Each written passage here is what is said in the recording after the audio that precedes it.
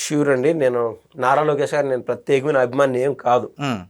As a true human being మనం ఎవరినో అవతల మంచి చేస్తే మనం మంచి చేసానని చెప్పి జనరల్గా ఇంప్రెస్ అవుతాం. నేను కావాలంటే నేను ఇప్పుడు చూపిస్తాను. నా వాట్సాప్ స్టేటస్ నారా లోకేష్ గారిది పెట్టిండ.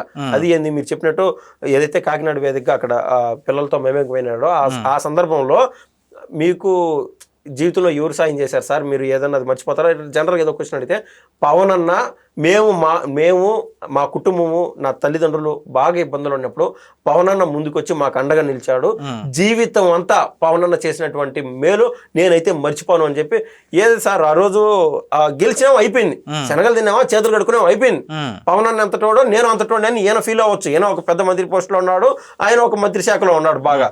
సో ఇదేంటంటే ఆ రూట్లో నెమ్మదిగా స్కిప్ చేసుకుంటూ పోవచ్చు. అలా కాదు, మనం ఎక్కడి నుంచి వచ్చావు, రూట్స్ ఎక్కడున్నాయి, మనకు ఆ రోజు సాయపడిన వాళ్ళు ఎవరు, ఆ రోజు ఎవరైతే సాయపడినారో వాళ్ళకి ఖచ్చితంగా మన జీవితం అంతా మనం తోడ్పాటు ఉండాలా, మనం చేయగలిగినటువంటి మేలు చేయాలా.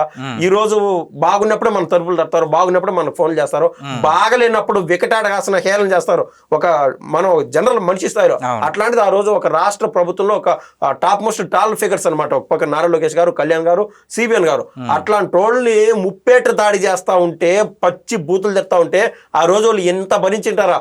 ఇదే టీడీపీలో ఉన్నటువంటి పెద్ద పెద్ద నాయకులు ఇతర పార్టీలకు పోవాలని చెప్పి భయపడి పరుగులు తీయలేదా? జనసేనలో ఉండేవాళ్ళు మనకి ఇంక పార్టీ సెట్ కదని పోలేదా?